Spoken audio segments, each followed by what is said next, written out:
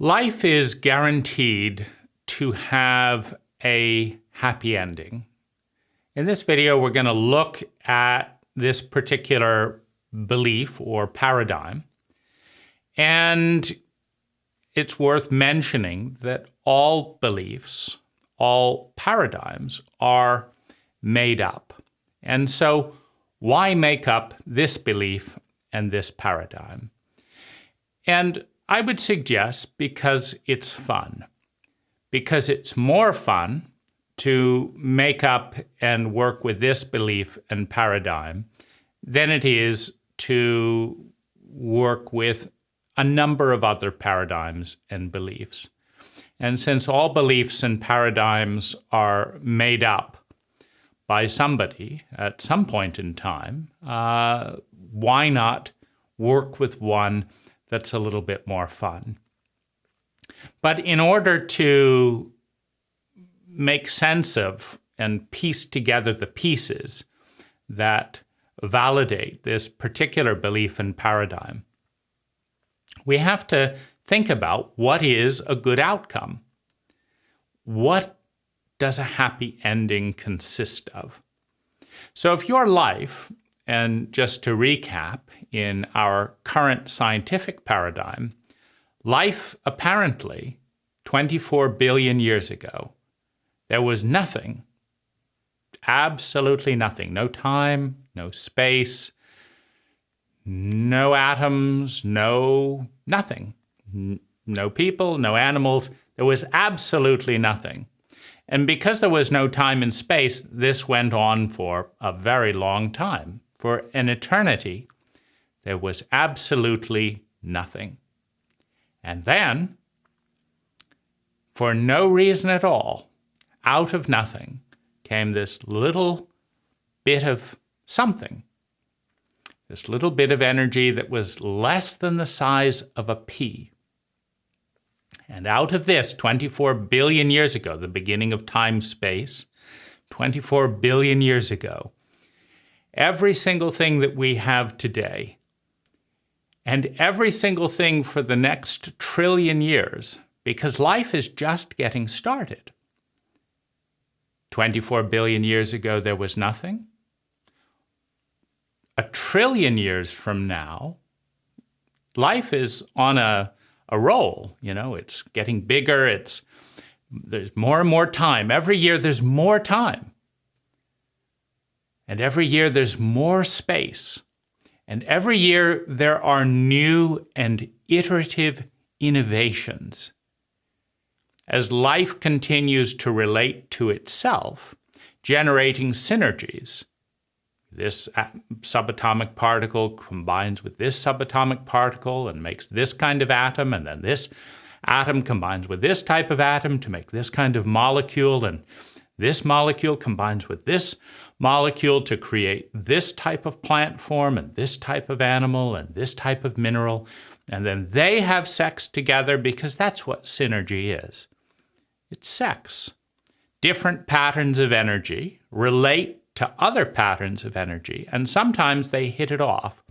And when they hit it off, a third energy emerges that is often greater in its possibility field than either of the two energies on their own. So we have energy A and we have energy B, and they hit it off.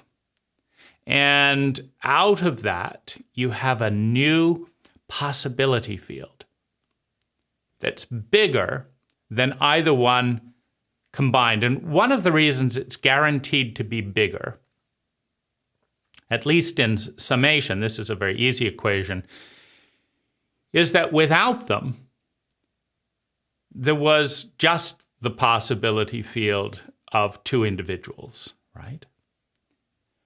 But with them together, you can think of a parent having, two parents having a child. Now, the parent can live their possibility field and live to the end of their life, and that's the end of their line. And this parent can live to the end of their life, and that's the end of their line. And so that's the end of that possibility field. But if they have a child that then has a child, that then has a child, that then has a child, you see how exponentially these two parts expand by creating a third energy. That's synergy. Now, that's a pretty big difference in the possibility field around each individual between 100 years of imprint, 100 years of existence, and potentially you realize that if these two have a child, and if that child has a child, and if that child has a child, potentially there will be some echo of the genetic code of these two individuals 1 trillion years from now. We're just getting started. Because, no, it's not going to look anything like what we look like today. Because we've gone from slime, right? A few 100 million years ago, a few billion years ago, we were slime, right?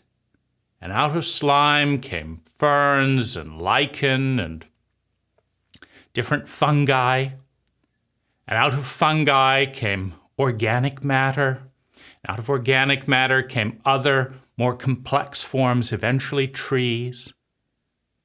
Now, so in just a blink of an eye, as far as time is concerned, we have emerged from slime to what we are today. Now, what if slime hadn't had sex with slime? What if slime had said, yeah, not in the mood? Some other day, you're not my type. What if slime had not been interested in engaging with what is? Well, then we don't exist. And it's that same kind of dynamic. If we look a few billion years into the future, it's that same kind of dynamic that says any two people, any two atoms, any two slime, any two plants, any two patterns of energy anywhere in existence can get together, combine their chemistry, their pattern of energy,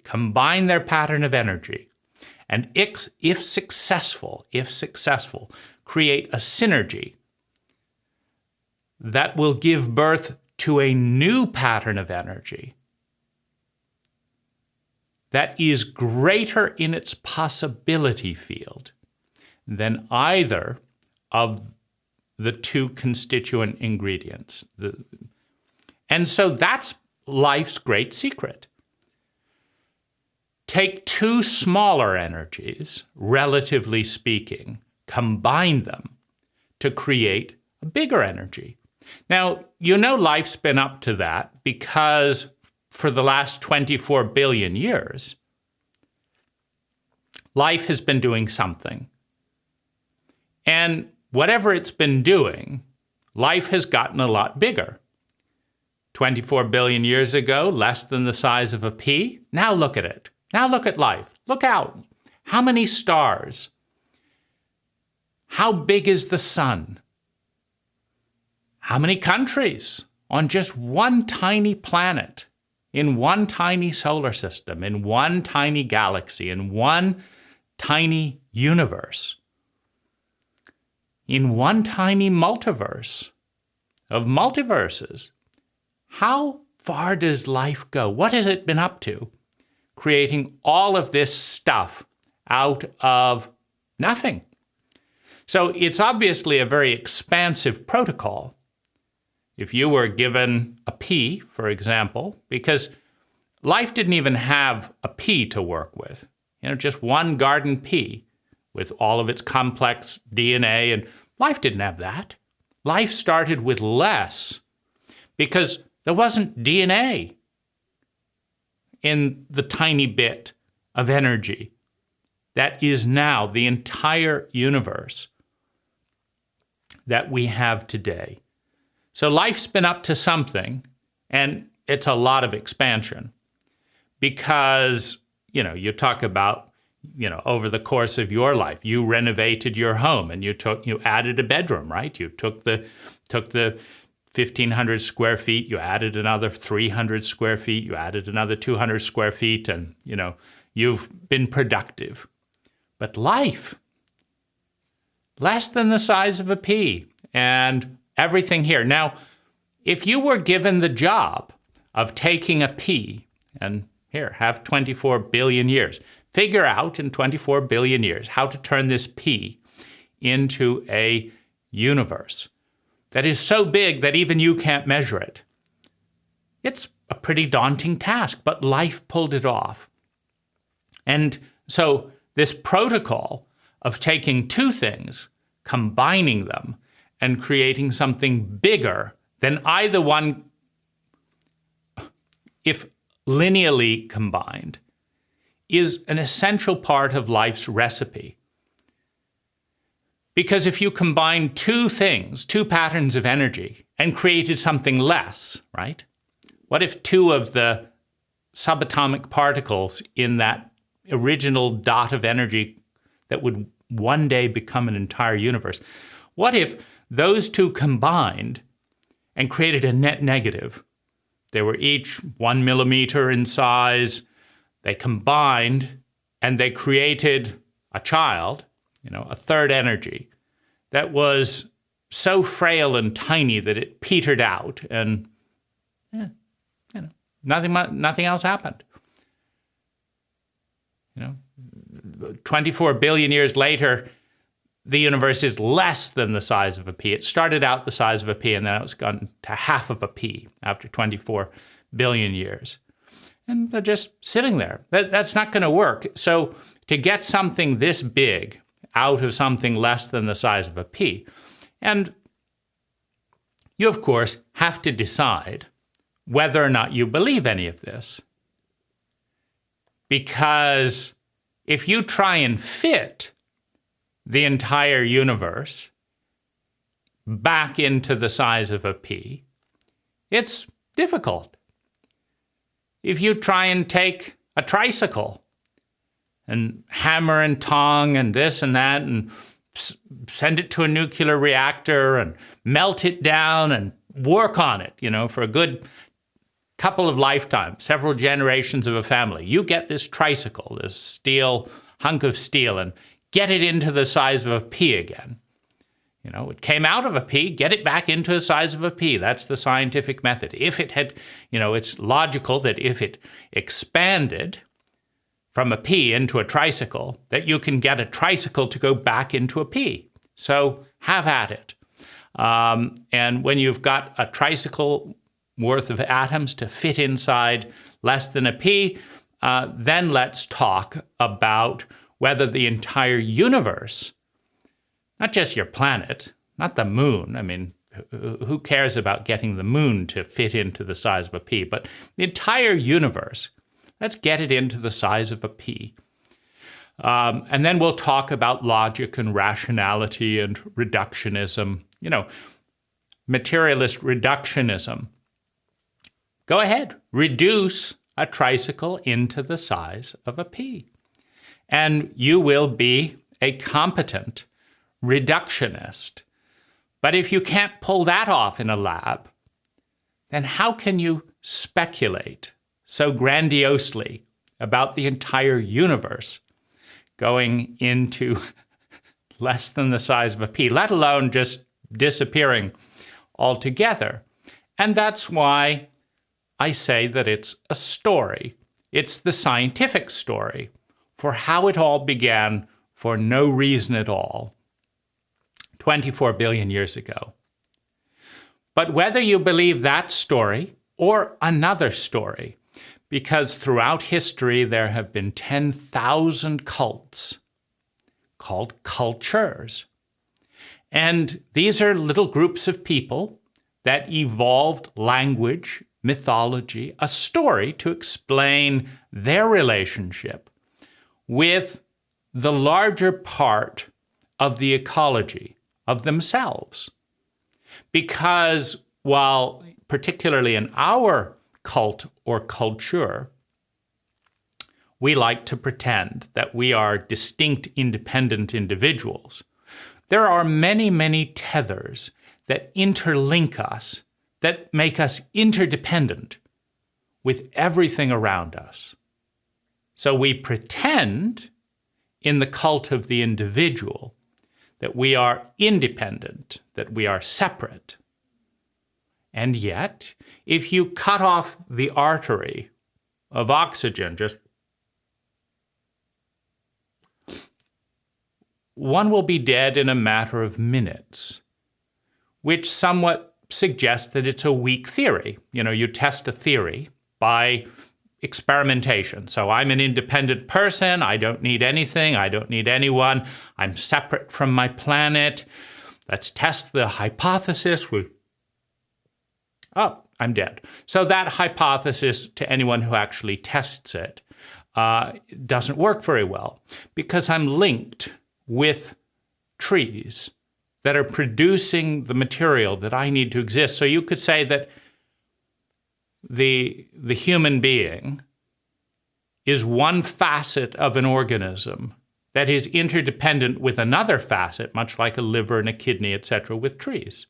The trees are part of me, and I am part of trees because my job is to produce energy for trees, because if there was no carbon dioxide, the trees wouldn't be doing very well. And if there was no oxygen, the humans wouldn't be doing very well. Maybe we're part of a complex organism of which we are one part, a part that happens to have the ability to imagine that we are independent, to imagine that we are separate from an interconnected whole that we are innately connected with. So we have, with that imagination, the ability to invent language, and then the ability to invent images, imagination with language, to create all kinds of narratives, all kinds of models for relating to and understanding reality, some of which are absolute nuts, but we have the ability to create and sustain those models, and others of them are useful, and we have the ability to create and sustain those models until they are replaced with more sophisticated models. And one of the big conversations, because in order to have the universe's generative phenomena occur in all domains, you have to have polarity. You can't have two of the exact same things generating a third alternative. If you take, one water molecule and combine it with one water molecule, you do not get a synergy, this great new chemical phenomena, this great new pattern of existence that didn't exist before. You have to combine two distinct patterns of energy. If two men have sex, there isn't this great synergy physically leading to the birth of a new child. If two women have sex, there isn't a great synergy physically. It can be an emotional. See, because no two women are the same psychologically. So you can have psychological synergy where you give birth to new ideas, new books, new possibilities that didn't exist before. I didn't think of that. Of course not. And you wouldn't have thought about it if you had spent all your time hanging out with someone just like you.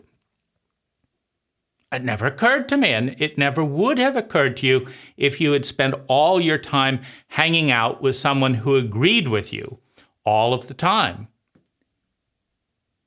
I think this is good. I think so too. And me too. I think it's good too. And me too. I think it's good too. And we all agree it's good. And therefore it's good. No disagreement. But there's also no evolution. We all agree this is perfect. Therefore it should be left unchanged. So it does. There it is. That's the end of evolution. Because how can you evolve something that's perfect? And why would you evolve something in which everyone agreed that it's perfect? So you can have psychological synergy, birth of new ideas, birth of new feelings, birth of new experiences. And each of those can be mental emotional synergies. But if you have, for the most part, genetically, 2 male or 2 female bodies having physical sex, for the most part, in most species, that doesn't result in a child. So you need difference. Life's recipe is you take 2 things that are different and you combine them. And if you're lucky, because this doesn't work with everything, you mix oil and water, it doesn't combine to create this great new thing that never existed. But if you mix acid and concrete, you get this. There's a transformation that occurs. If you mix this and this, if you mix certain things that are different, their chemistry, their patterns of energy relate, and you give birth to something that did not exist before. And that protocol is rewarded with orgasm, which feels good. That's life saying we're on the right track. Because life wants to get bigger, apparently. If we look at life and look at what it's been doing for the last 24 billion years, it's been getting bigger and more complex, more interesting, more time, more space, because the time-space thing, as the universe gets bigger, it takes more time to get from one part to the other at a given speed. So the universe is inventing time and inventing space simultaneously, multitasking, right? Getting more time, more space, all the time. Every moment, the universe, at the edges of the universe, in this amount of time, got more than a light year bigger. So if you could travel at the speed of light, and we haven't invented that yet, meaning none of our planes fly even close to the speed of light, so we haven't invented that. There may be inventions out there in other parts of the intelligent universe, but we haven't invented a jet that can fly at the speed of light, which means that, practically speaking, in that amount of time, the 2 edges of the universe have gotten bigger than we can ever get to, because a light year takes further than we can get at 500 miles an hour or 1,000 miles an hour, whatever our rockets can do at the moment.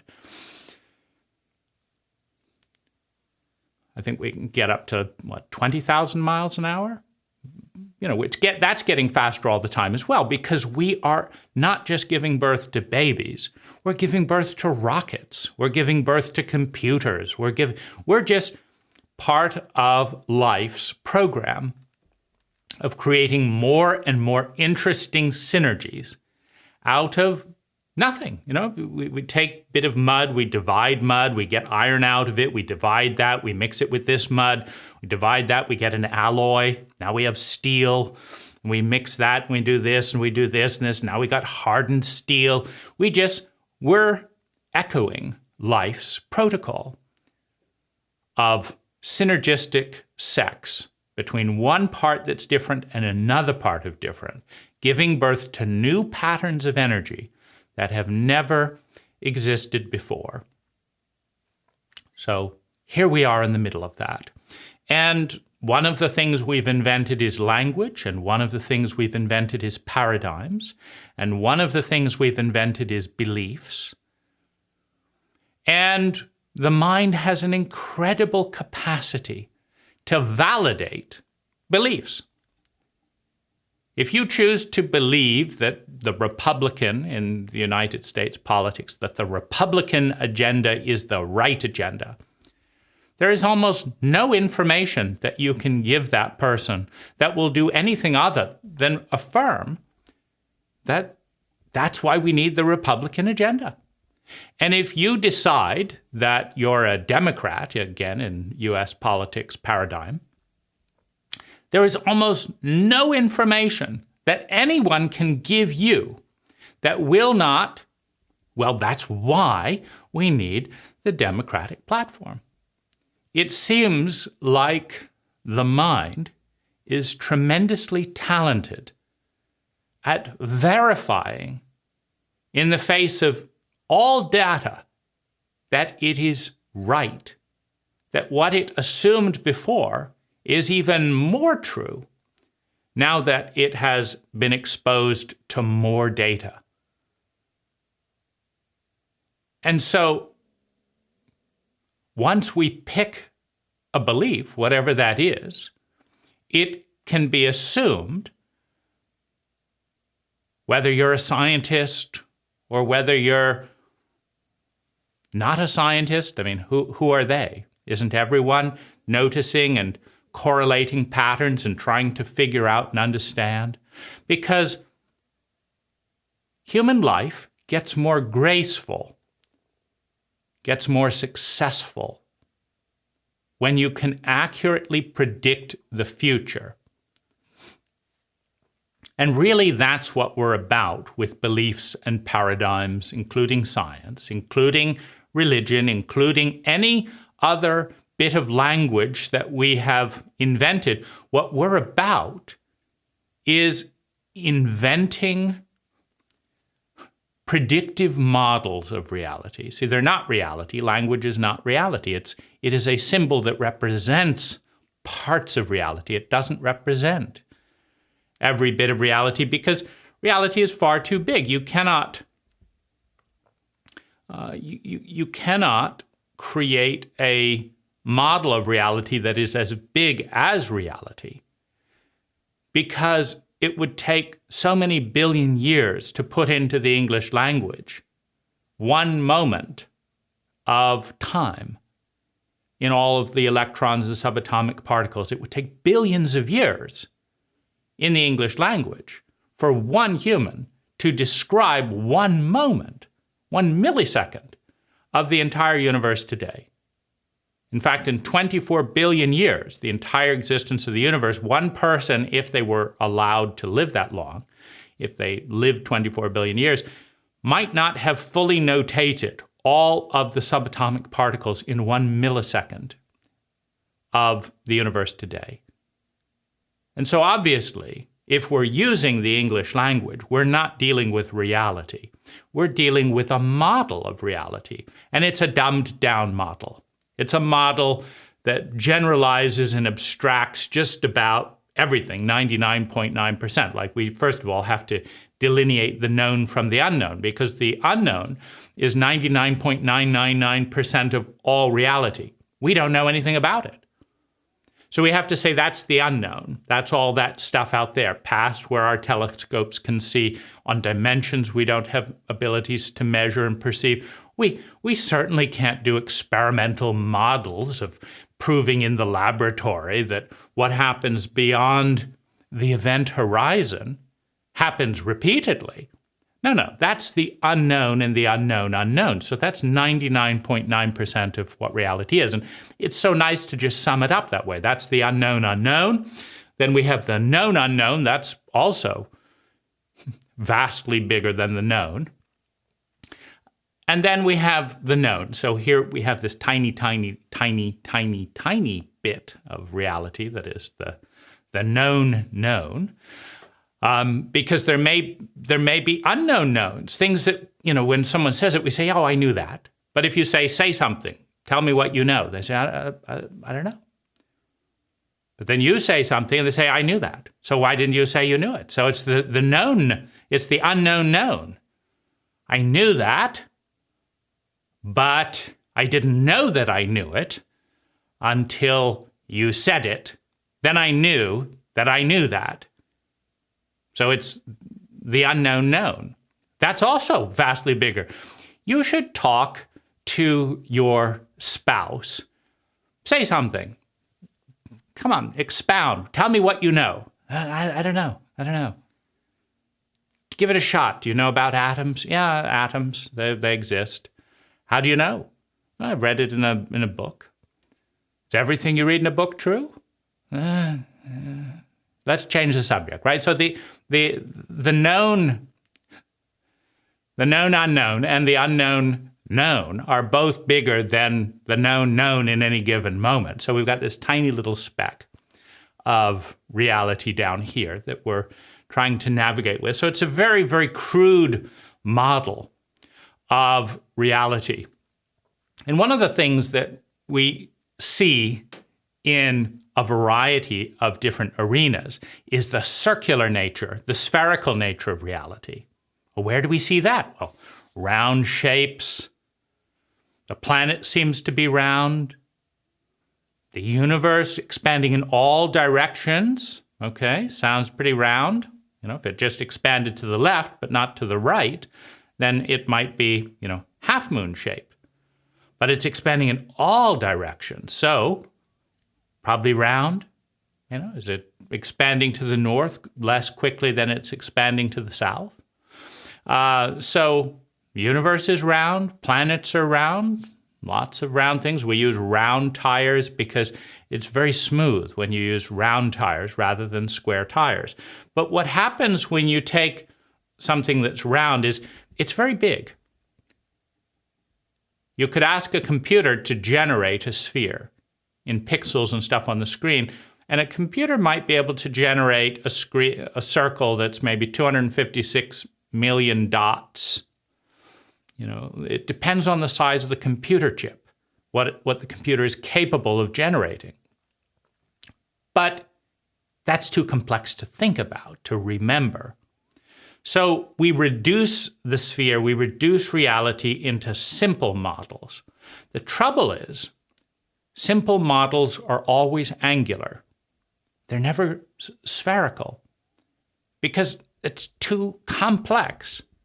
So we take the sphere, we reduce it down to a triangle, a square, a hexagon, a dodecahedron, whatever. We reduce it into angles because that's about the most that we can process.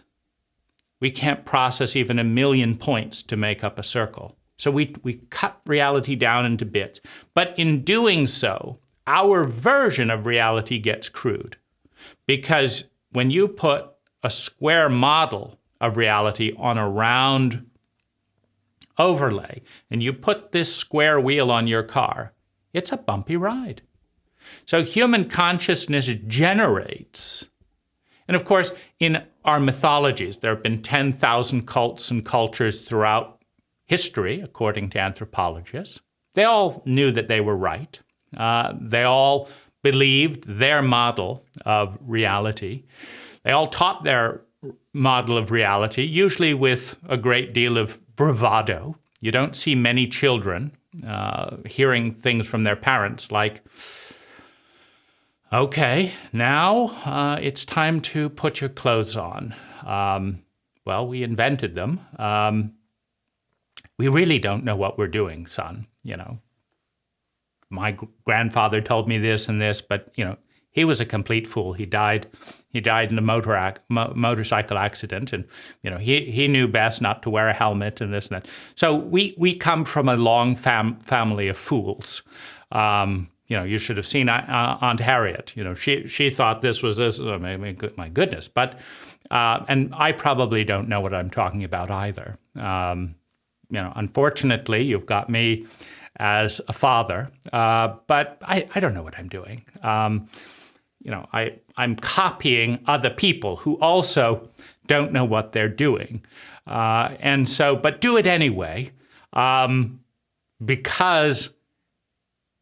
Well, just do it anyway. Just do it anyway. It's the best you can say.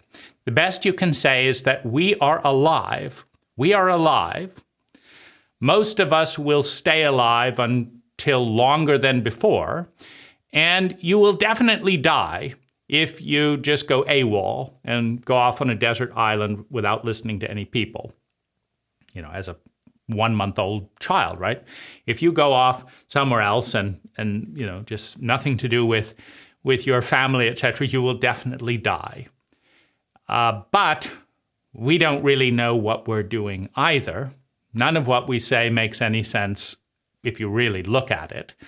And, I'm just hoping to avoid too much unnecessary suffering if I fit in. Fitting in seems to work a little better than rebelling or being different, where at least that's a little bit more risky because, as mediocre as our cult is, and despite the fact that 95% of all cults have died out in human history, let's give it a go, right? Let's just for the sake of it, believe that we are the one cult in human history that actually got it right. There's not really any remnants of the 10,000-year-old cults before. They all thought they were right too. And we don't even know how to do some of those things, without cranes and stuff like that. Have us build Stonehenge? Yeah, I don't know how to do that. Granddad didn't know how to do that either. So we don't know how to do this. We don't know how to do certain things. Native Americans 500 years ago lived on this very land. They didn't leave a single kilogram of garbage. Everything was beautiful and sacred. They did this, and they did it for thousands of years. And the biodiversity and land and stuff was more rich after they came than before. Now, we've taken a lot of those species and made them extinct or almost extinct. We've generated millions of tons of stuff that we don't know what to do with, called garbage. So we don't know how to do what they knew how to do. It just doesn't make sense to us. But we're right, and so do it anyway. So we don't usually tell a child that we don't know what we're doing in most areas. I don't know why I married your mother. In fact, it seems downright foolish sometimes, but there it is. That's me. I'm your guard. I'm your guide into intelligence. So copy me. I don't know what I'm doing, but copy me. And it is a kind of an odd phenomena to, on the one hand, say this is better than nothing, but this is complete shit as well. I mean, this is absolute nonsense. 10,000 years ago, every single thing that we're doing and not doing today is going to seem like nuts based on the statistics. And we say we're statistical, but we also don't admit that we're wrong, which all the statistics point to the obvious fact that we are, and so we're a paradox. But there it is. We're your parents.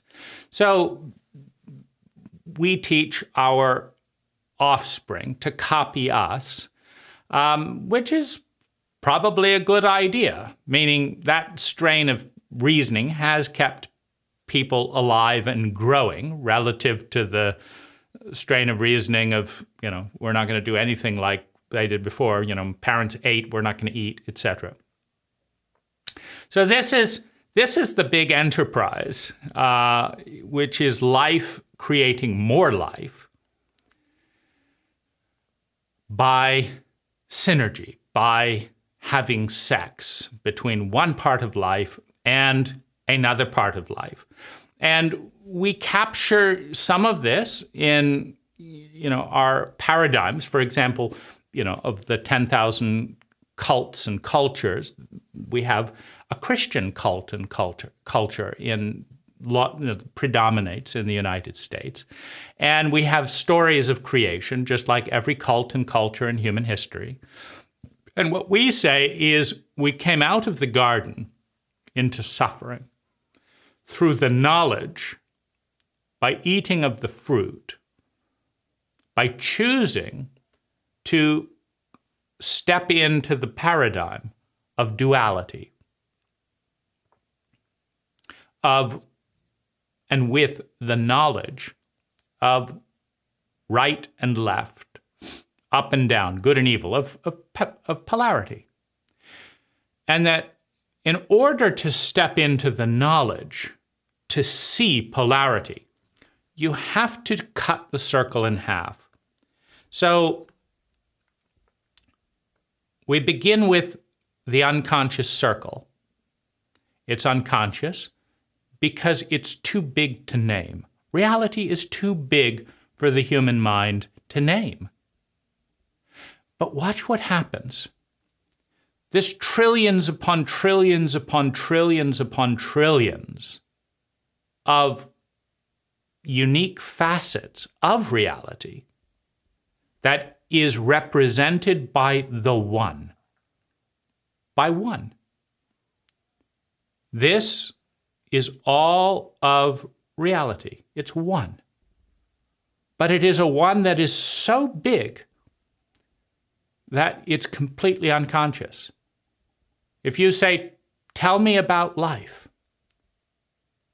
it's big. You have to start by cutting it into what? Pieces. Now, the simplest piece to cut things into is two.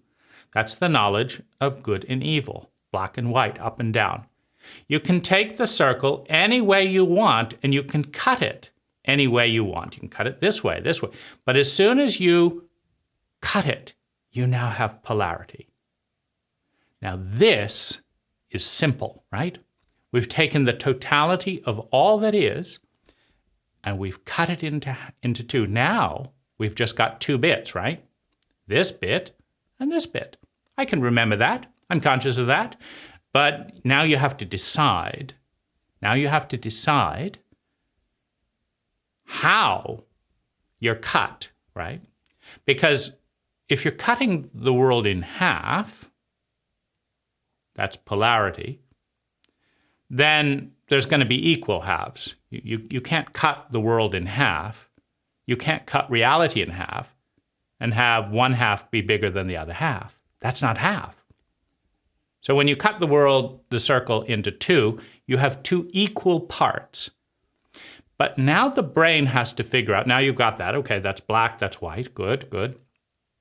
Now you have to figure out which part goes in one half and which part goes in the other. And this is where it doesn't hold up. Because let's say we have the north, and then we have that's the opposite of the south, because that's the idea, that's the paradigm of polarity, that they're opposites. As this has nothing to do with this. It's the exact opposite. That's the paradigm that allows us to cut the world into half. Because if we said the truth, which is that this has everything to do with this bit, that this bit could not exist without this bit, then we'd say, well, it sounds like it's one. It doesn't sound like it's two. If a human cannot exist without trees, and trees cannot exist without humans, why are they two separate things? It looks like they're one part of a bigger thing. And if humans can't live without mangoes, and if mango trees require feces in order to fertilize and grow more mangoes, so if humans can't exist without mangoes, and mangoes can't exist without humans, doesn't seem like they're too distinct. It seems like they're part of a dance between all things.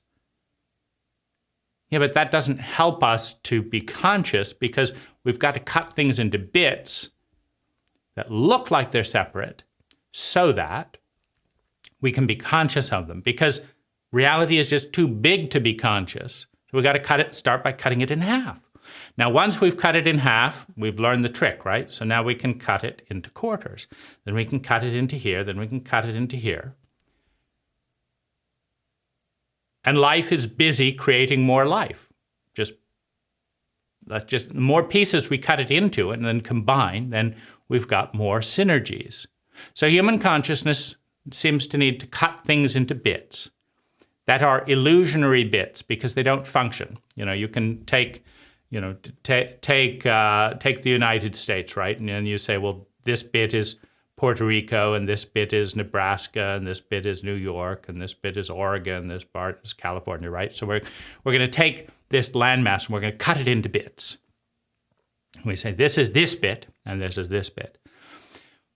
But imagine you take California away, and you take Washington State away, and you just want to have Oregon. It doesn't work, does it? You take Washington away, you take California away, take the oceans away. Would a little cube of sky work? Like, what if it bled off into the atmosphere? No, it needs other bits of sky to support it, to stay the way it is. So the Oregon sky is dependent on the California sky and the Washington sky. What about the rivers that run from Washington into Oregon and Oregon into, what do you do with those? Do you just flood Oregon because you build a big dam around that and water keeps pouring in, but it can't go off into the ocean? Of course not. So one bit cannot exist as it exists without every other bit around it. If you change one of the bits around the bit changes. If you change the activity of energy flow in the pattern of land defined as California or Washington, then the pattern of energy in Oregon changes.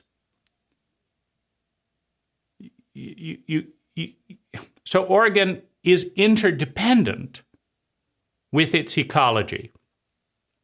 Now let's take Oregon out of the earth, right? Let's slice Oregon out, get a big scooper, slice it out, stick it out in outer space. And then say, here's Oregon out in outer space. It's independent from all the other land masses in the planet. Well, what happens when you move Oregon to outer space? First of all, there's no oxygen, so all the animals die instantly. Then there's no carbon dioxide, so all the plants die instantly. And there's no heat, so all the organisms that depend on a certain amount of warmth and atmosphere, they all die. And maybe Oregon becomes a meteorite that bangs into another planet. We'd have to see where does it move? It doesn't move like Oregon. And maybe this thing starts falling off, trees, rocks. There's no gravity, so all the rocks in Oregon, maybe the mountains just kind of float off into different ways. And you're going to tell me that that's Oregon. That is Oregon. But it doesn't look like Oregon. It doesn't smell like Oregon, taste like Oregon, sound like Oregon, look like Oregon. It doesn't function like Oregon. So you can't really say that Oregon is an independent state. You can pretend it is. You can pass laws because cults can do whatever they want. You can write a list. Oregon is a separate state. If everyone goes along with it, enjoy your group delusion. But if you actually move Oregon away from everything around it, it's not Oregon anymore. Not only that, but what if all the rivers, if you plugged Oregon out all the way to the Earth's core and moved it out into outer space, what about the Pacific pouring into the hole that was Oregon? Steam jets coming out, you think Old Faithful is a big jet. I mean, you haven't seen anything. What if the entire Earth was covered then in fog because Oregon was removed? What if the Earth's core gets put out because the entire Pacific Ocean pours in to the core, puts out the core, a steam cloud covers the Earth, and the entire population of species on the Earth then cannot get any solar radiation. And the gravitational pull starts wobbling. And everyone dies. Okay, so you're going to pretend that Oregon has nothing to do with the rest of the planet? When the absence of Oregon ends life as we know it on Earth? So these are hypotheses that have no basis in fact. This is Oregon, this is California, this is Washington State. This is you. You have nothing to do with all these other people. Complete and utter nonsense. You go back 100,000 years and suddenly all your relatives are hanging out with all the relatives of all the other people on the planet. Suddenly, if they didn't have sex, you don't exist. If they didn't have sex, The Scandinavians didn't exist either, because they all started out in the same place. If slime didn't have sex, that's the end of life. If people on the African plains, to believe the current narrative, didn't have sex, then you don't exist either. If apes didn't have sex for enough time to give you a chance to evolve in a different way, you don't exist either. And if Oregon doesn't exist, or Wyoming decides to go out into outer space, that could be the end of the planet and the end of Wyoming, because they are interdependent. So the reality is interdependency, interconnection, one big circle, but the illusion created with what? The knowledge of good and evil, the language of distinction that cuts the world into pieces. That's the basis of human suffering. You're descending from the garden, the uninterrupted ecology, because when you identify with life, you're a winner, because life's always winning. When you don't cut up the whole into parts, life is always winning. Because if you don't cut everything up into bits, and two of the bits that weren't cut up into bits have a tug of war, first of all, it's not a war. It's just what is. And if you are part A and you are part B, you are life. Part B wins, life wins. Part A wins, life wins.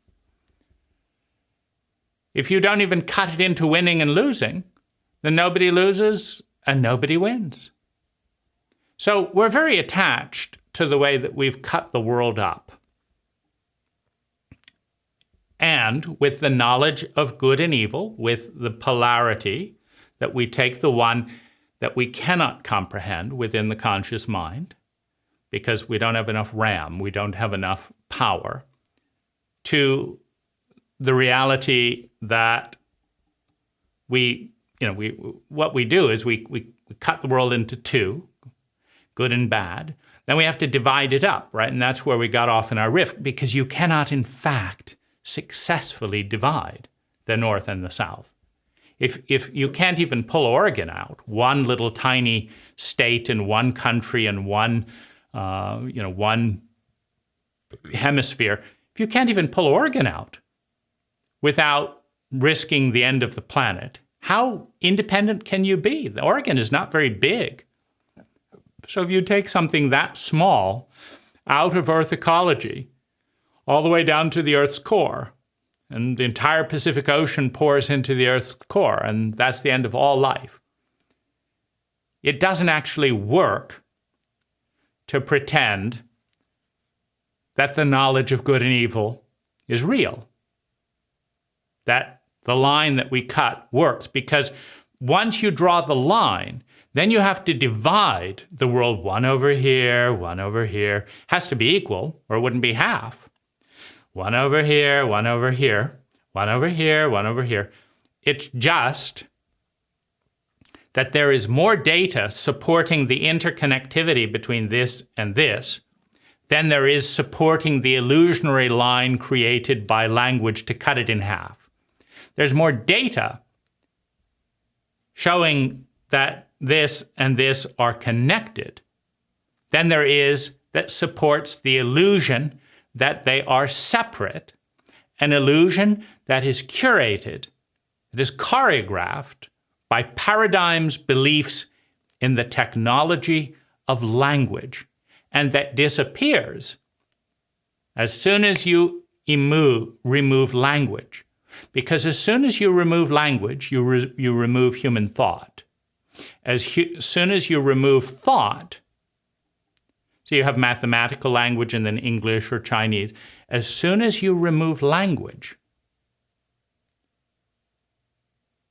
the illusion of distinction evaporates. And what's left? A giant, interconnected ecology. A giant circle that contains everything that ever has been, is, and will be.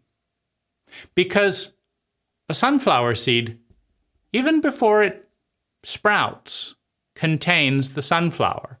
The code is inside the sunflower seed. The potentiated sunflower.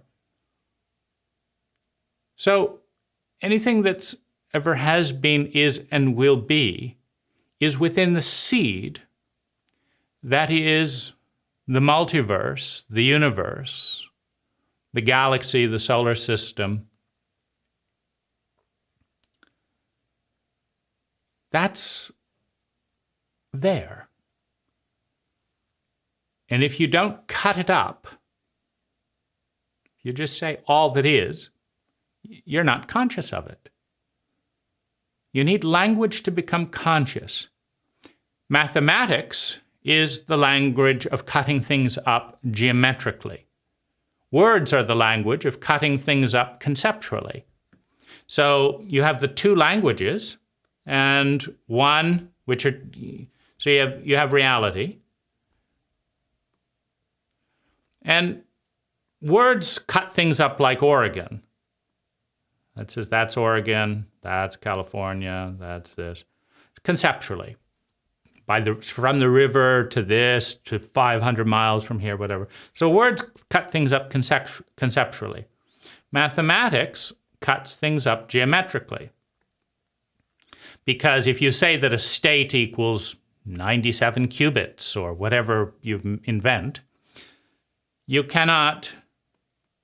then have to define every state as an equal 97 qubits. And Oregon is not a 97 qubits compared to California stuff. So mathematics breaks things up abstractly and geometrically. Words break things up conceptually, from the edge of the shining sea to the borders of the misty mountains, right? That's what that is. We just made that up with concepts. The concept of a mountain, the concept of this. But of course, the concepts are fictitious, because you say that's a mountain. Why is it a mountain? Well, it's pointing this way. Well, why is it pointing that way? Well, according to the current story, there were two plates underneath the ocean. So the mountain is an ocean. No, it's not an ocean. It's something that points up. But where did it come from? It came from an ocean. So if it came from the ocean, it must have some relationship with the ocean. So two things under the ocean came here. So you could say mountains are oceans having an argument, right? This bit was this, and they pushed each other up. Or you could say the mountain came from a volcano. It was sprouting up and kind of rose up. So is the mountain the ocean? But it came out of the ocean. It must be the ocean. But it came out of the Earth's core. It must be the Earth's core. There's no way not to follow the thread from one thing to another thing, from another thing to another thing to another thing. Then pretty soon we're back to the whole. It's all connected. And you could say that that would be the journey of human consciousness, to have the undifferentiated unconscious whole. That we begin by cutting into bits, then we cut into more bits and more bits and more bits and more bits. Then we have wars about the different bits. We should cut things up like this. That's the way to cut things up. No, we should cut things up like this. No, we should cut things up like this. No, we're going to cut things like this. So we have our battles about the ways to cut things up as. This is the true way to cut things up. No. This is the true way of cutting things up. So we have our battles, and we get to know other people's ways of cutting things up, and we realize, wow, there's other ways of cutting things up. Believe it or not, the Chinese have been cutting things up in different ways. Ways that work as much as our ways. My goodness. So there's so many ways to cut things up, we learn at the end of our battles. There's the Chinese way, there's the this way, there's the Euclidean model of reality, there's the Hermes model of there's this model of reality, there's this model. There's so many ways to cut things up, because that's what human consciousness does. It cuts things up in different ways, none of which hold water in the end. Naturally, you cut the jar in half and the water leaks out. You cut something up and it doesn't hold water in the end. So how do you deal with that? Well, what's the end product? Well, the end product, is that poem, to come back where we began, to return to the circle and know it for the first time. Why? Why do we know it for the first time? Because we've rebuilt the circle by reassembling the pieces that we cut up in the first place to destroy the circle. So there was the one. We cut it up into bits. Now we get lost in the bits. There's a bit, there's a bit. How does the bit fit together? This bit doesn't fit. That bit doesn't fit very well. Of course, because people aren't very good cutters. If people cut things perfectly symmetrically, but no cult does. Every cult cuts things asymmetrically. Every cult. See, if all cults cut things symmetrically, there wouldn't be any conflict. You'd say, that's a good idea. I'd agree, that's a good idea. Where's the war? No, you have to have this cult emphasize this trait. The round body is the epitome of beauty. That's a cut, right? Beauty equals this. And then you have to have this other cult that says, no, the skinny shape, that's the epitome of beauty. That's another cut. Skinny equals beauty. Well, what are these two people going to discuss when they get together? Skinny is beautiful. Fat is beautiful. Skinny is beautiful. Fat, it's not even fat. It's plump. It's robust. It's voluptuous. Skinny, voluptuous, skinny. So maybe they say, well, there is a beauty, there is a benefit, there's some benefit up to a point, and then you start, well, maybe, what if you were a stick? What if you were so skinny you died? Well, you got a point there. There is a point that is too skinny. What if you're too fat and you died? 400 pounds, you fell over, you couldn't get up, you're dead. You got a point. So we're just nitpicking over varying points on the bell curve of curvaceousness. Anyone weighing more than 1,000 pounds can't get their own. Maybe has some limitations. Anyone so skinny they can't get out of bed, they break their, banging everything. Can't even keep their brain functioning. There's so little nutrition going in because they're on a diet, right? Got a point. So we're really just arguing about different points. And then, what if you're on a desert island, right? What if you're on a desert island and the fat person lasted for a month because you're the skinny person who was on their vegan diet and all that, they didn't have any reserves, right? And so, they were dead in 3 days. And the fat person, who slowly began to consume their fat. No, it wouldn't work out that way at all because a skinny person would be more lithe and get coconuts. What if there weren't any coconuts? So it's a bit contextual, right? You could say, oh yeah, I guess. I mean, if you were fat and it was really cold, 40 degrees below zero, well, maybe the Eskimos had a point putting on fat and eating a lot of fat. Seems like that body would survive. But if you put them on a desert, the fat person would overcook at 140 degrees. And you say, okay, so different bodies do better in different conditions. Could we agree on that? Well, let's do an experiment. If we're all empirical, let's do an experiment.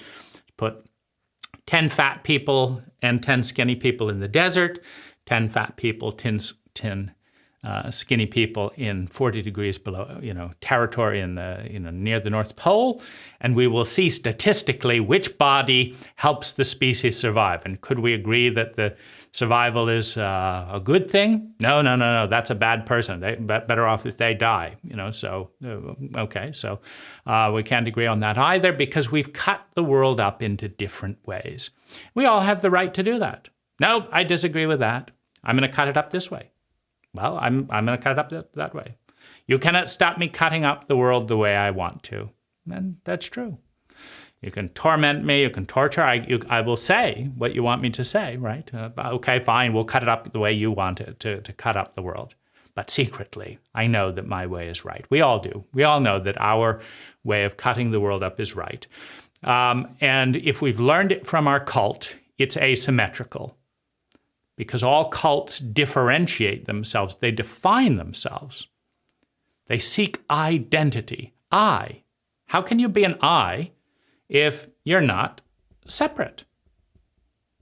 You can't be an I if you're the exact same as everyone else.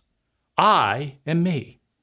How do you know? Well, I'm different. See, that person is 3 years old. I'm 46 years old. See, I have a different chronology. That's one thing. Yeah, but that's not very different. You've still got five limbs or whatever it is. So that's not very different. You've got ears. They've got ears.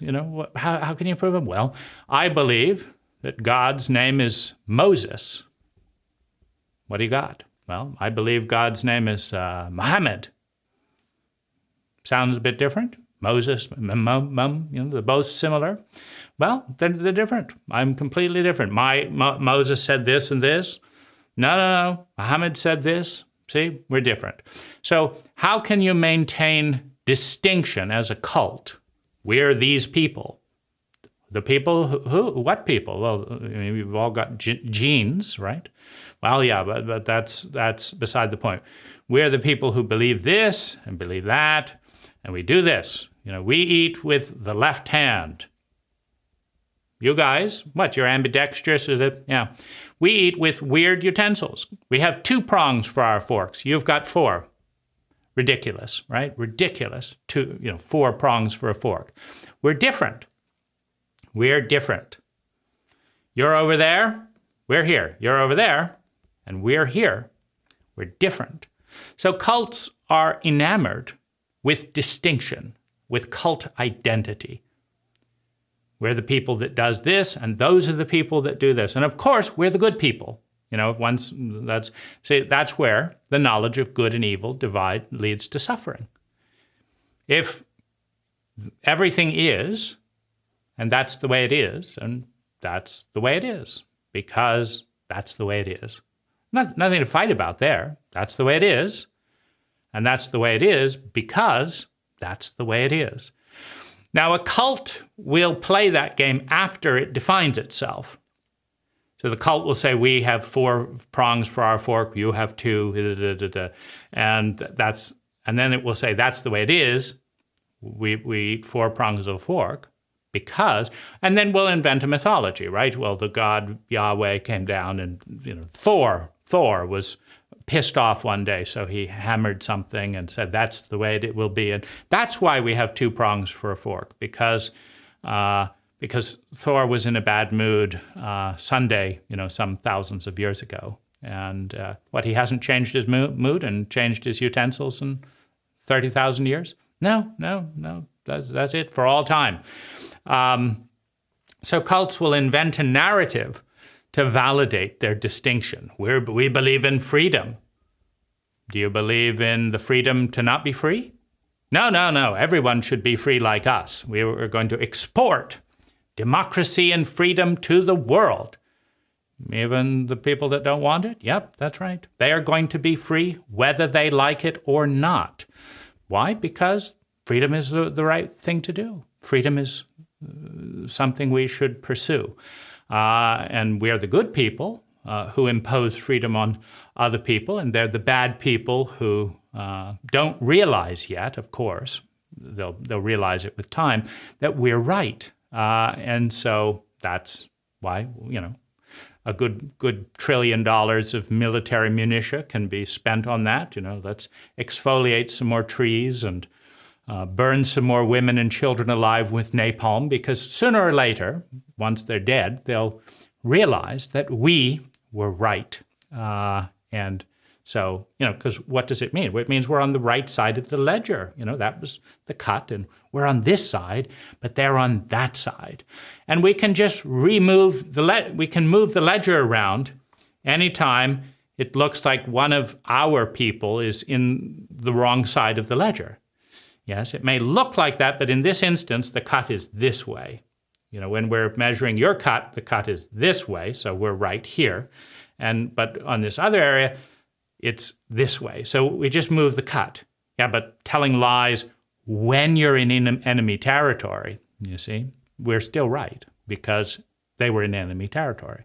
Well, what about the people who told you a lie because they were in enemy territory? Well, they're terrorists, obviously, because they're wrong to begin with. Don't you understand? And so the line just gets moved so that we're always right, and whoever it is that we're dealing with is naturally wrong, because if you define yourself as a cult, who are we? We're the American cult. Well, then you can't just change the cult because, well, then we would be changed. If we are the cult, then if the cult changes, then we have to defend the cult so that we can defend what? Our own identity. What is an identity? It's a pattern of thinking, feeling, speaking, doing, and being given to you by your cult. So we are the people that do this, and we do not change. This is the sacred way. So this is all a little bit of context for the question, which is worth exploring, which is, how do we know what is a good ending? So if everything has a happy ending, what is a happy ending? And at least for human beings, a happy ending is an ending of high state. So what's an ending of high state? Well, it's conscious, sustainable fun is a happy ending for a human being. Like, if you could design any ending, I'm just fiddling around here because it seems, aha, look at that, the touchscreen pattern. Fascinating. Was that always there? I don't recall it. So that's the one bit, the band. There we go. Anyway, that was puzzling for me for a while. What's going on in that band? So, what's a happy ending? Conscious, sustainable fun. Why? Why is conscious, sustainable fun a happy ending? Well, fun is the only self-referential value. I want freedom. Why? Because it's more fun than what? Being unfree. I want power. Why? Because it's more fun to have power than not to have power. I want joy. Why? Because it's more fun to have joy than not to have joy. I want love. Why? Because it's more fun to have love than it is not to have love. So, a lot of values, competency. Why is you should get competent and productive. Why? Because then you'll be able to grow crops and provide for your family. Why? Because it feels better to eat than not to eat. It feels better to provide for your family than not to provide for your family. It's not fun to watch your family suffer. I mean, for most people, some people have their ideas of fun, rather lopsided, but for most people, it's not very fun to watch the people you care about suffer. So fun is the ultimate self-referential value. Fun is the one thing that makes sense. Why does it make sense? Well, because every human being in the history of humanity has wanted to feel sustainably better and wanted to avoid feeling chronically worse, wanted to feel sustainably better, wanted to avoid chronically worse. Why? Because it's more fun to feel sustainably better. Now, what about, feeling good, feeling bad, feeling good, feeling bad, feeling good, feeling bad? What, is that more fun? It kind of depends on your definition of fun. If you want adrenaline, then that roller coaster, oh, that's fun. Get that hit of adrenaline. I'm just going to crash, and then pulled out, right? And up, oh, that was fun, right? I want to go down, oh, I pulled up. So you could say if my fun is adrenaline addiction, then it's more fun to go up and down. So then I want to sustainably go up and down, right? I don't want to just crash and burn. That's not fun. I don't have any adrenaline if I'm dead, right? So I want sustainable fun. I'm just defining fun as going all the way down to rock bottom and then bouncing and then down again. That's fun. It's not fun to just go down and stay in misery for all time. That's not fun. So, okay, then that's not fun. So sustainable fun is more fun than intermittent fun. Obviously. I mean, if you take away half of your fun, it's not as much fun as if you have all of your fun. So intermittent fun, where you don't have fun half of the time, then you have fun half of the time, only becomes more fun if you enjoy adrenaline and learning and all of that. And so but then it becomes fun again. If you just hate it, then that's not as much fun. So chronic unnecessary suffering that goes nowhere is not something that anyone chooses forever. You can even think of grudges and forgiveness. I'm going to punish myself. I'm going to punish myself. I'm going to punish myself. I'm going to punish myself. I'm going to punish myself. I'm going to punish myself. Why? Well, because I'm a bad person. Okay, so what's your strategy? Well, I'm a bad person and I do not deserve love. And therefore, Julie is not going to love me once she finds out what I've been doing. Okay, so what's your plan? Well, my plan is I'm going to punish myself to show Julie that I know what I did was wrong. And to show her that she doesn't have to punish me, I'm going to punish myself. I'm going to punish myself, I'm going to punish myself, I'm going to punish myself. And after a while, my sins will have been atoned. How will that atone for your sins? Like, does that help? You stole from Julie's sister, right? So now you've punished yourself for 10 years. How has Julie's sister gotten her money back? Well, I'm just copying what other people are doing around me. People punish themselves when how does it work in the legal system? So-and-so stole money from Julie's sister. They put them in jail, and Julie's sister has to pay taxes to keep the person in jail at $100,000 a year. How does that make sense? Well, it doesn't, but it's an unquestioned meme in the cult. So I'm just working with it. I didn't think that through. I did something bad. I want to be absolved. I don't want that held against me for all time. I want Julie to like me. She likes her sister. And it seems like we're in a punishment cult. So people do something, and then they cause harm.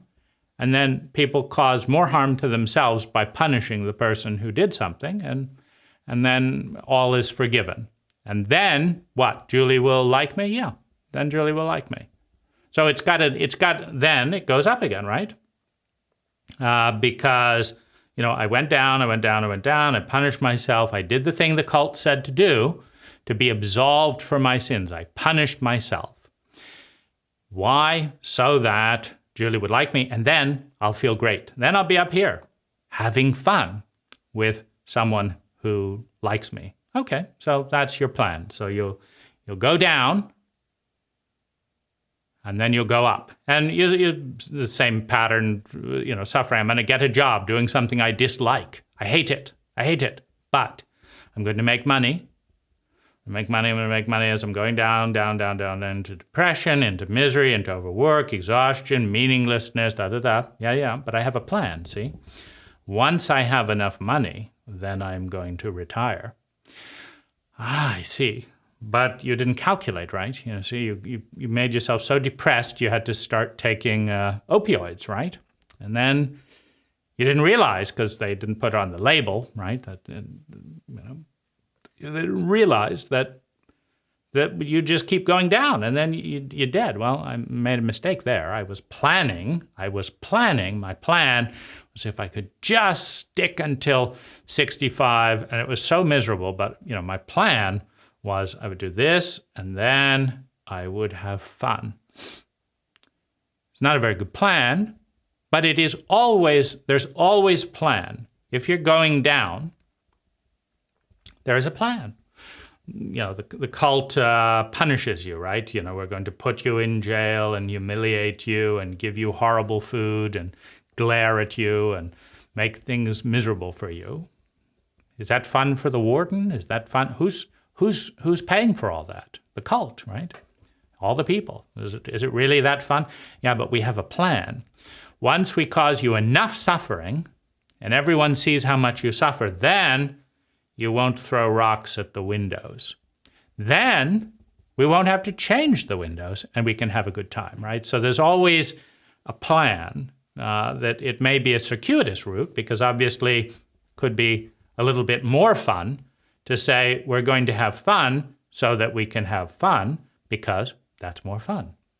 So on the intelligence continuum, you could say that the pattern of energy, the pattern of thinking, feeling, speaking, doing, and being, that just heads straight to fun and sustains it, would be a superior to the let's suffer for 10 years and then head to fun.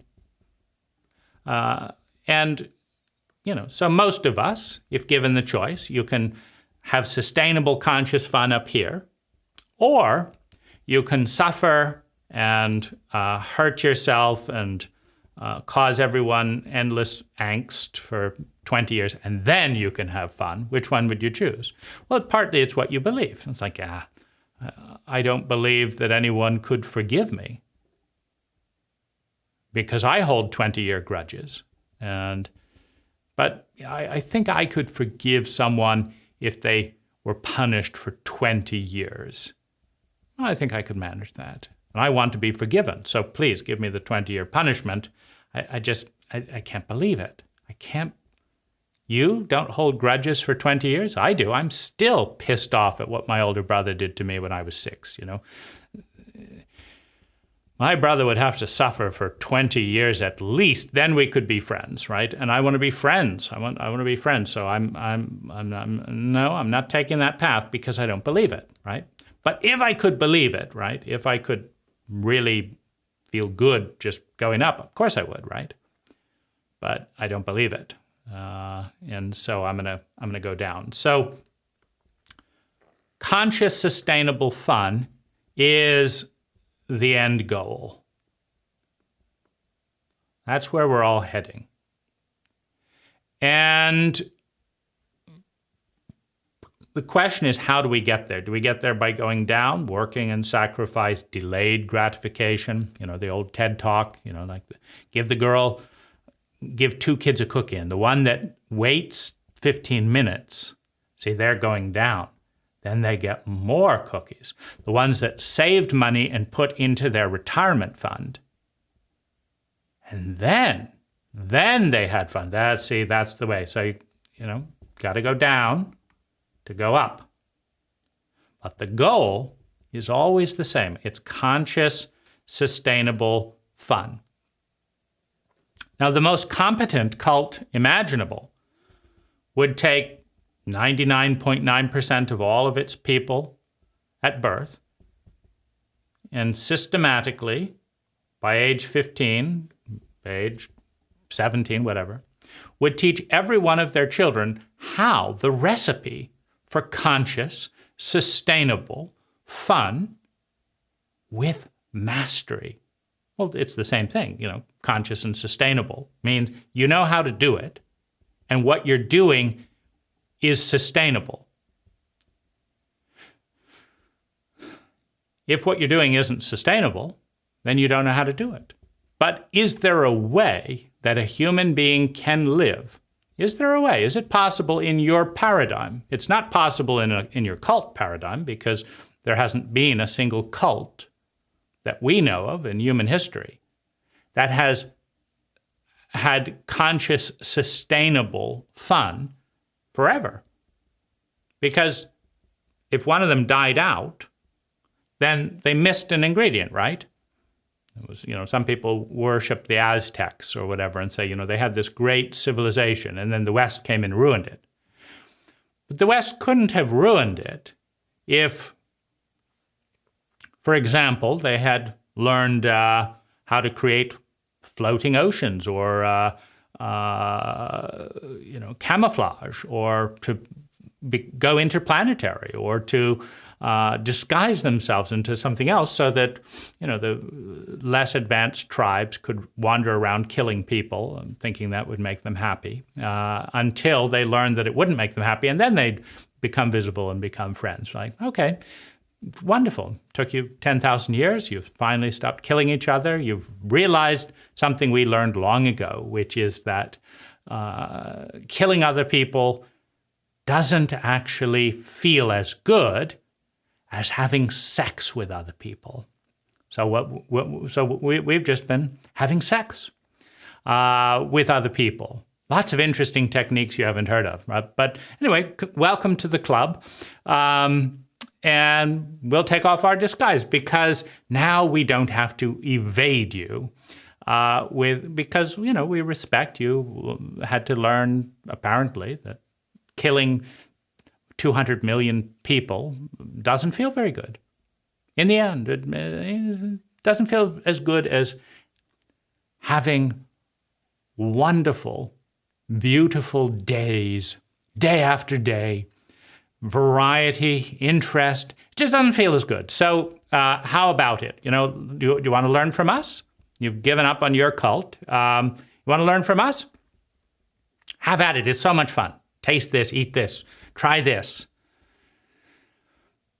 Obviously, the Aztecs, or the cults that are now dead, didn't know how to do that.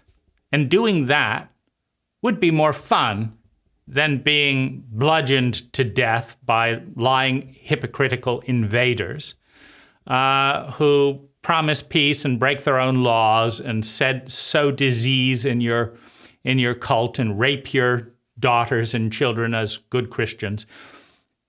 It's not as fun, and so they didn't know how to do that. They didn't know how to recognize people that would sell their own being for gold or status and rank in their cult. And they didn't know how to recognize corruption. They didn't know how to evade it or defend against it, which means they still had something to learn. If they knew that, if they developed enough science to travel around the world and say, we got to watch out when these people head around, because they kill all the animals, they kill all the plants, they make each other miserable, they have inane wars about almost nothing, and they're absolutely terrified of losing their identity. And so they work very hard to make sure that all of their children are exactly the way they are. And boy, that is a miserable existence, and we do not want to become a part of that. So let's evade. Let's. What are we going to do? Are we going to do tunneling, or shall we go off and rehabilitate another planet? Yeah, we haven't learned the science. See, so there's a competency issue. In order to have sustainable, conscious fun, you need more competency than barbarians who might otherwise destroy your cult. Now, this is not to say that, Western cults couldn't choose to learn from people who knew how to do certain things they didn't know how to do, and we have a certain amount. You know, we took curare and made it into anesthesia. We just also reciprocated by dumping toxic oil and gave cancer to the people that taught us how to do better surgeries. You know, we did learn this and we did learn that and we did learn. So we took, but we didn't reciprocate. So one of the things that's kind of a weak area of intelligence, because if you reciprocate, the people who gave you gifts become stronger and can give you more gifts. Whereas you kill them all before you even bothered to learn all that they wanted to give you is rather dumb. But, you know, cults throughout history, the whole human framework of cutting the world into two so that we can figure out who's good and who's bad is rather dumb. It's a dumbed down version of the infinite complexity that reality is. So there isn't a human cult that has ever existed that's flourished in the consciousness that's based on language that isn't dumb. Because to reduce all of reality down to 64,000 words, which of course the majority of people don't know that, so down to 10,000 words, and then just repeat the same kinds of things. What'd you like to do? Let's get a bite to eat. What'd you like to do? Let's get a bite to eat. I mean, it's pretty dumb as a self-referential loop. How about eye gazing? Oh, no, we don't do that in this cult. How about chanting and doing some? No, we don't do that. That's not what we do. We get a bite to eat. That's what we do, and that's it. Well, we catch a movie, and then we go to work at jobs we don't like. And then we get a bite to eat, right? It's incredible. You know, we just go round and round and round and round. You've got infinite potential. You could do this, you could do that, you could go out and do, no. That's not the people we are. This is the way, trust me, you will get spanked. You'll get beaten if you go and do something over here. I mean, I tried it when I was 3 years old. I mean, they were furious. So that's the loop. So the goal is conscious, sustainable fun, and it's a goal that every human being is genetically wired. How do you know? Because it feels good. How do you know that? Well, the materialists say that feelings are, just produced in the body. So the evolutionists say that what is today is the best of all the experiments that have happened to date, that it's, the most intelligent forms, that if you're here, by definition, you're more intelligent. You're more sophisticated than all the other things that could have been here, and that's why you're here. So whatever you're doing is more intelligent than all the things that are dead, right? That's the theory of evolution.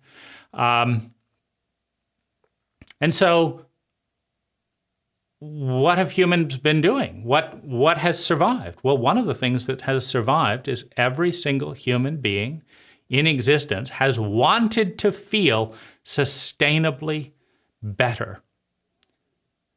Wanted to know how, not just have it given and taken away, but they wanted to learn how. So that trait is apparently a very important trait. It motivates every single action in human history. Every single thing that has ever been done in the entire history of the human race has been done because some person, through a particular lens, has believed that overall, in the end, they would feel sustainably better if they did this rather than that. Or in the short term, they would feel sustainably better. It's like, it's not a good idea to have sex with my best friend's wife in a cult where that is considered a betrayal.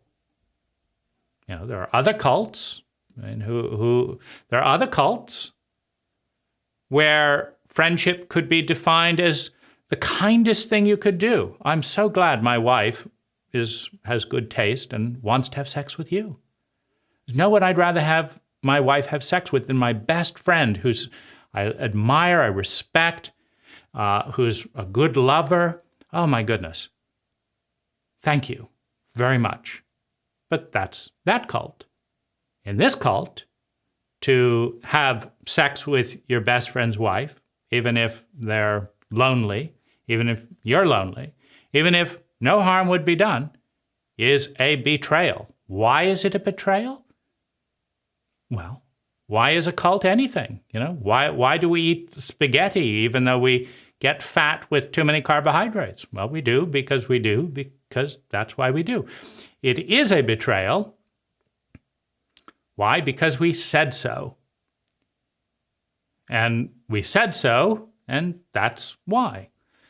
Having said so, having decided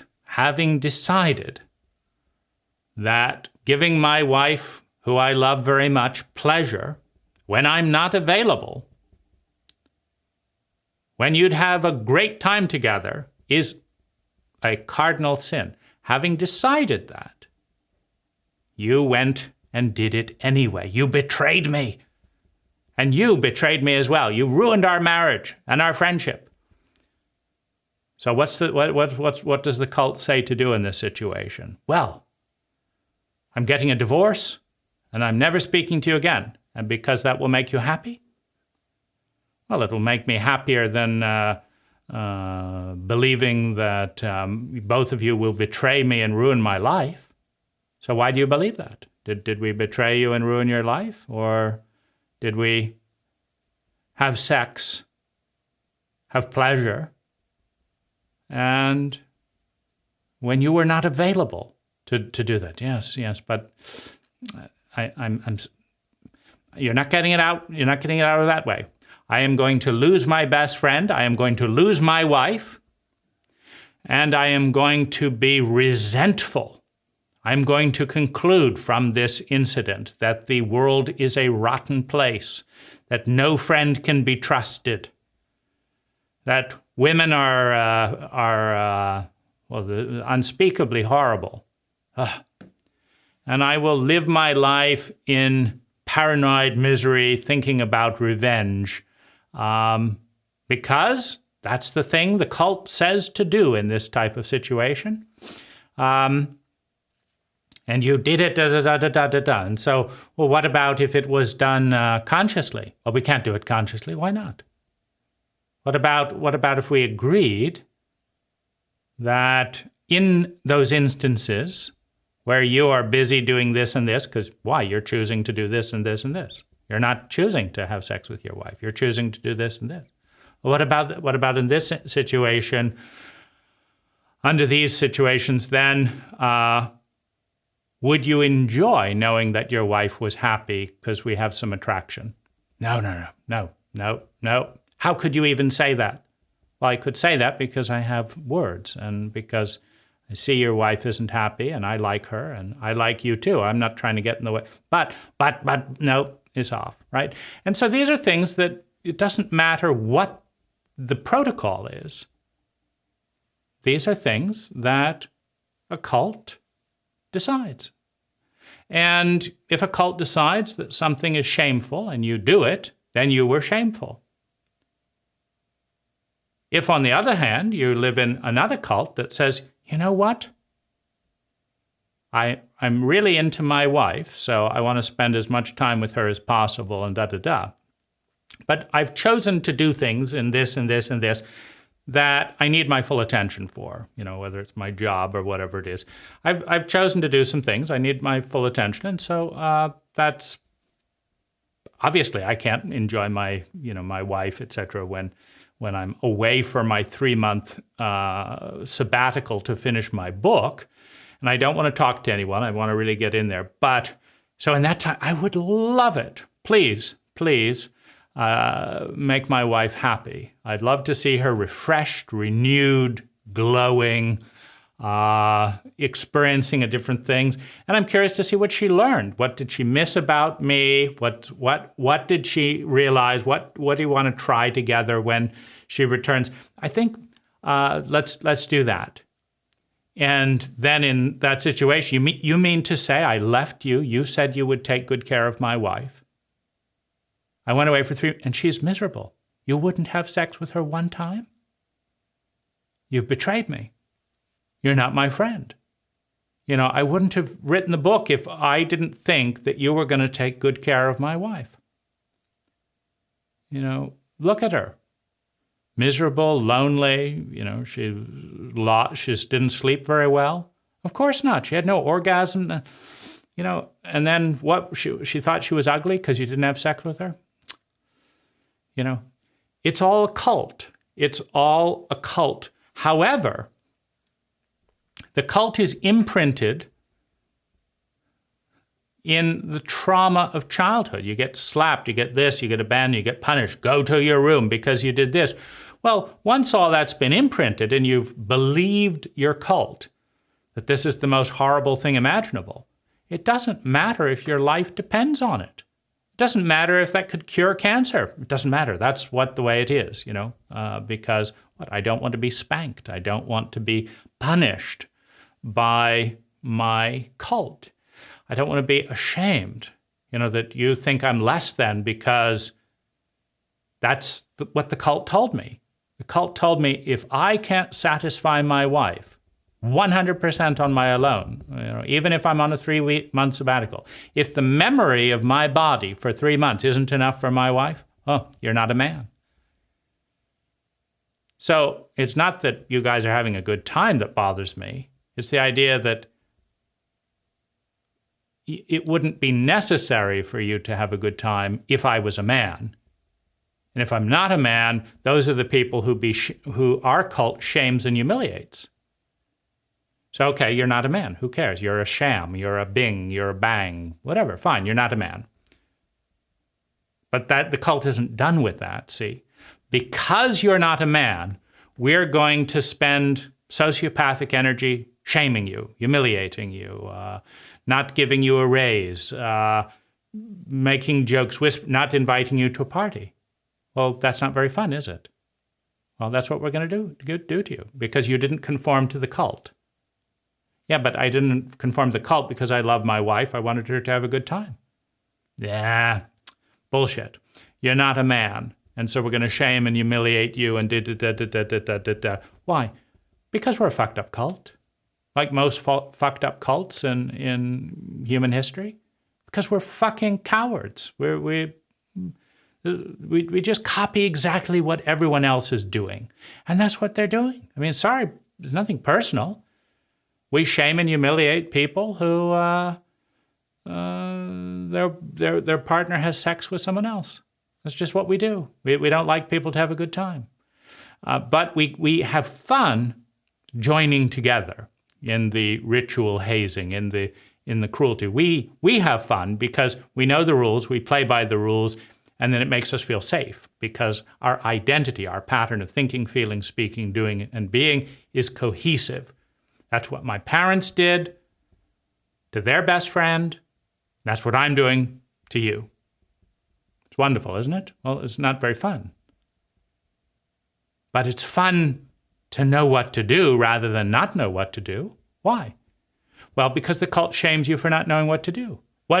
Who's responsible here? Well, I am. Well, then you're going to be punished. Okay, so that doesn't feel very fun, right? So, the cult sets up these different memes. The cult has an intelligence quotient. The cult consumes X amount of time, money, and natural resources, and the cult delivers X amount of sustainable well-being for its people. And that determines its competency. Because everyone wants to feel sustainably better. The cult dictates how that can happen within the cult. And as an individual, you have to leave your cult before you could do it a different way. I mean, you could go from the cult that shames everyone for enjoying themselves to the cult that, well done. You transcended your cult. You put your wife's happiness ahead of your cult memes.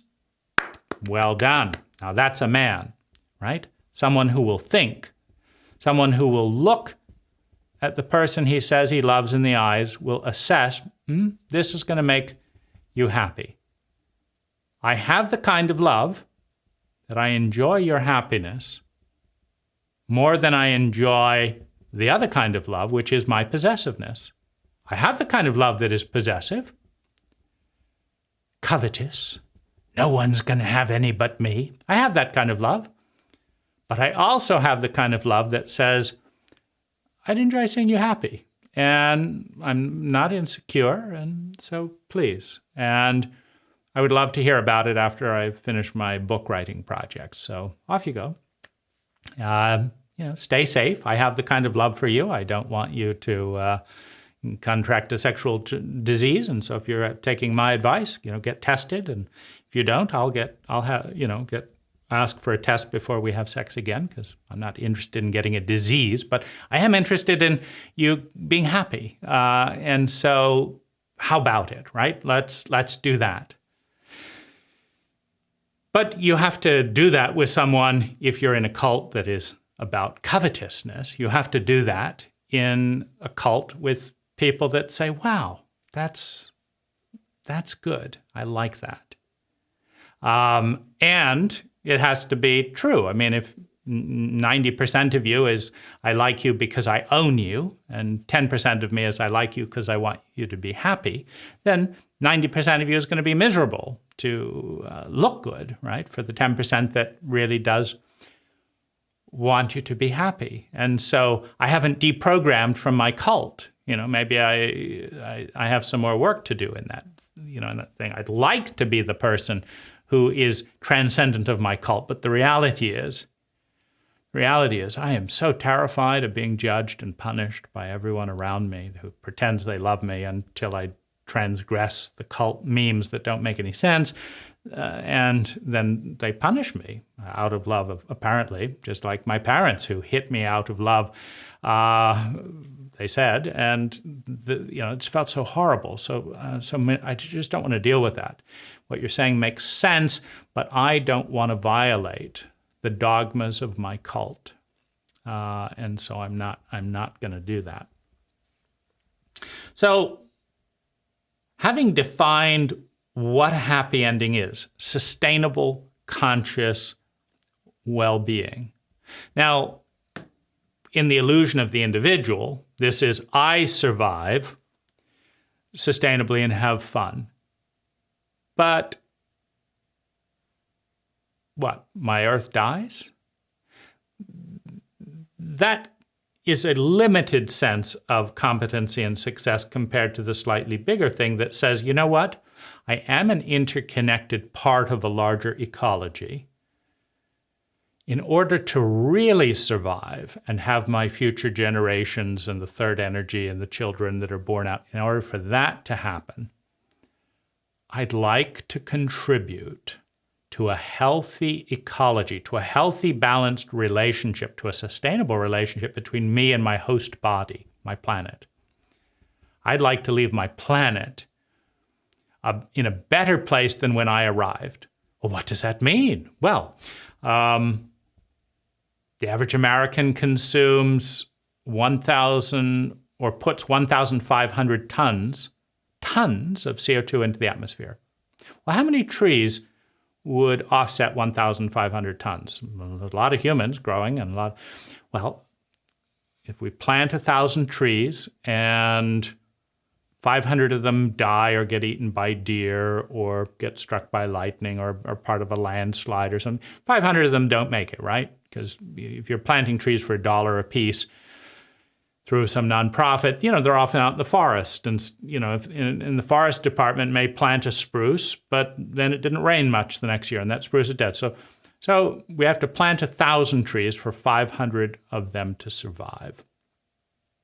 And if 500 of them survive, that will offset the roadways that are deforesting trees to put roads, the cars, atmospheres, the things, all the factories that make the cars that I buy, that ship the thing, that all the things, and that will, 500 trees can offset that. And then some of the trees will be cut down or moved or, have wildfires. So anyway, 500 trees will offset 1,500 tons of CO2 over the course of my lifetime. So I'm going to plant 1,000 trees.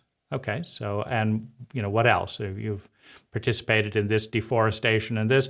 Well, I'm going to encourage slower population growth, not extermination, but just an awareness that a cancer is something that spreads so rapidly and so effectively that it actually kills its host.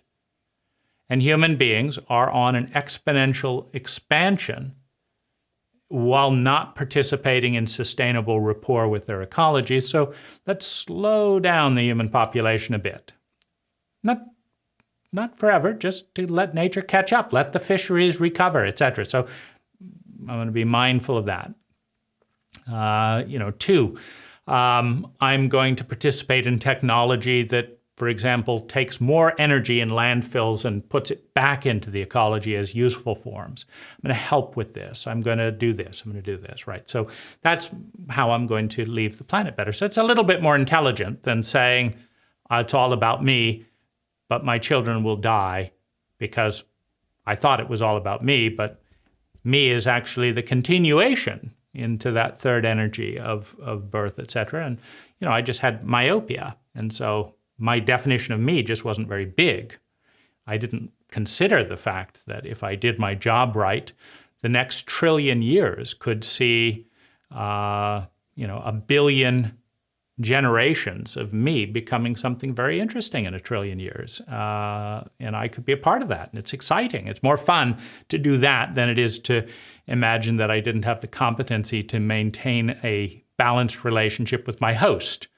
That by the time I visited my best friend for a month, they were so fed up with the fact that I didn't do any chores, didn't take out the garbage, made a mess everywhere, and didn't clean up, that they don't want me back again, or that the household collapsed and I set fire to this by accident, and there is no more household. I mean, that's kind of dumb relative to doing such a good job with my host that my host can't wait to see me again, and the trees I planted will be more beautiful the next time. And so that's a little bit more competent. So there's a continuum of competency on the continuum of intelligence, and it includes the host body. Now, if you get a little bit bigger, how about some solar system help?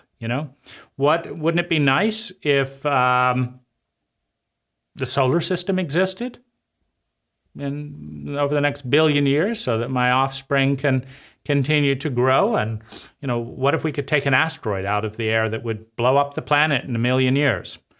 Good work. Visionary, right?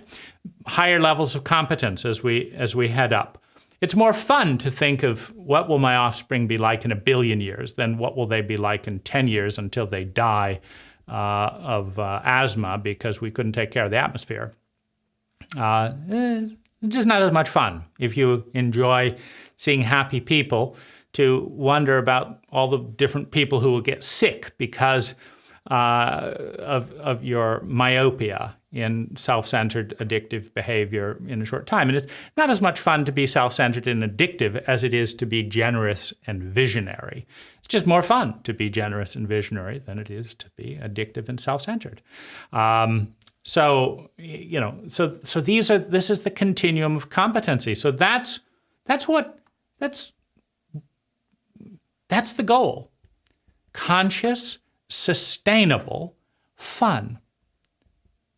Mental, emotional well-being sustained by conscious competency. And the goal is intelligent, which is also efficiency.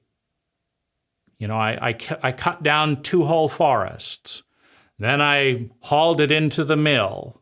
Then I got, after I paid rent on my truck and all that, I got $500. And I took the $500 and I had a party. And for one weekend, oh boy, was that a great party. We all got wasted, Oh, it was wonderful.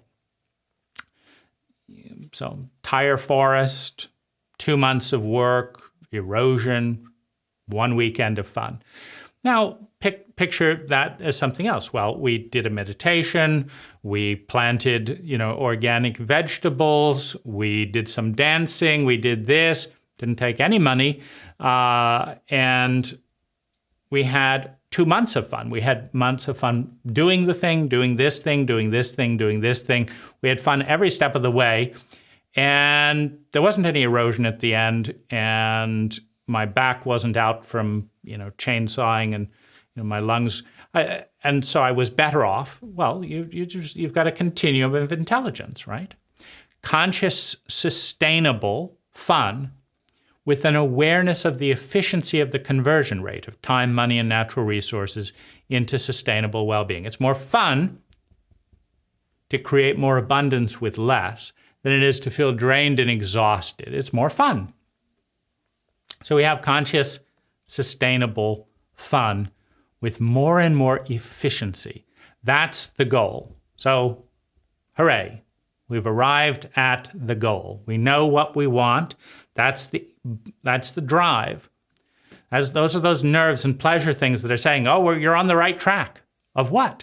Of conscious, sustainable fun, of partnering with your larger ecology and larger levels to create more and more well-being.